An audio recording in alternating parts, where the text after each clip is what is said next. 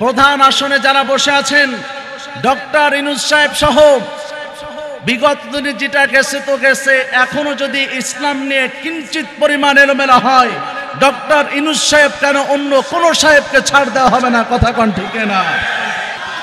সুতরাং আল্লাহর কথা বলতে, এ জমিনে মানুষের কাছে দ্বীন প্রচার করতে কোনো মানুষের চেহারা দিয়ে তাকানোর প্রয়োজন নাই। কথা বলেন ঠিক কি ঠিক না?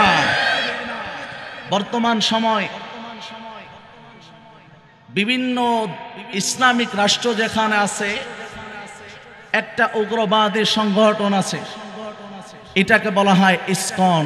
এটার ফুল ফর্ম হলো ইন্টারন্যাশনাল কি কৃষ্ণ কৃষ্ণ ইত্যাদি বলে একটা সংগঠন তারা দাঁড় করিয়েছে। এদের মূল মাকসাদ হলো ইসলাম এবং মুসলমানদেরকে ধ্বংস করা। জোরে বলেন নাউজুবিল্লাহ। ও মুসলমান ইমানদার, যারা ইসলামকে নিয়ে সিনেমিনি খেলেন, আল্লাহ রাসূলের উপর আঘাত করেন, রাসূলের ইজ্জত নিয়ে যারা সিনেমিনি খেলেন, মুসলমানের দেহের মধ্যে এক বিন্দু রক্ত থাকতে ছেড়ে দেওয়া হবে না ইনশাআল্লাহ। ইতিমধ্যেই একজন আইনজীবীকে, বাংলাদেশের সন্তান, মুসলিম পরিবারের সন্তান, ইসকনদের হামলায় আর আঘাতে বর্বর নির্যাতনে দুনিয়া থেকে বিদায় হয়েছে। মুসলমান, এখনো যদি আমি ঘুমিয়ে থাকি, আপনি ঘুমিয়ে থাকেন, এখনো যদি আমার আপনার ঈমান তাজা না হয়, সেদিন আর খুব বেশি দূরে নয় যখন আমার ঘরের সন্তানগুলো এভাবে বিদায় হবে। কথা বলো ঠিক কিনা? মুসলমান, এ জায়গা থেকে আমাদের কথা একটাই থাকবে, প্রধান আসনে যারা বসে আছেন ডক্টর ইউনূস সাহেব সহ বিগত দিনে যেটা গেছে তো গেছে, এখনো যদি ইসলাম নিয়ে কিঞ্চিত পরিমাণ এলোমেলো হয়, ডক্টর ইউনূস সাহেব কেন অন্য কোন সাহেবকে ছাড় দেওয়া হবে না? কথা কোন ঠিক না?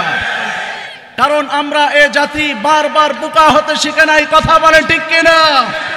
আল্লাহ রাসূল বলেছেন, কোন মুমিন একই গর্ত হতে দুইবার ধ্বংসিত হয় না। সুতরাং মুসলমানদের ইজ্জত নিয়ে যদি বারবার সিনেমিনি খেলেন, আল্লাহ রাসূলের ইজ্জত নিয়ে যদি ইজ্জতের উপর বারবার আক্রমণ হয়, মুসলমান প্রয়োজন হলে আরেকটা যুদ্ধের দামামা বাজবে, সেই যুদ্ধে সকলে নামার জন্য তৈরি আছি তো ইনশাআল্লাহ। প্রয়োজন যদি হয় মুসলমান আল্লাহ রাসূলের ইজ্জত রক্ষার্থে, আল্লাহর কোরআনের ইজ্জত রক্ষার্থে, আল্লাহর ইজ্জত রক্ষার্থে মুসলমানের শেষ রক্ত বিন্দু পর্যন্ত যত কাফের আর বেঈমান আছে তাদের বিরুদ্ধে লড়াই করতে হবে ইনশাআল্লাহ। আল্লাহ কবুল করুক, জোরে বলেন আমিন। হতে পারে মুসলমান এই যে সূচনা শুরু হয়েছে, এটা থেকে গাজওয়ায়ে হিন্দ পর্যন্ত পৌঁছে যেতে পারে। তৈরি আছে তো ইনশাআল্লাহ? তৈরি আছো তো ইনশাআল্লাহ? আল্লাহ কবুল করুক, জোরে বলেন আমিন।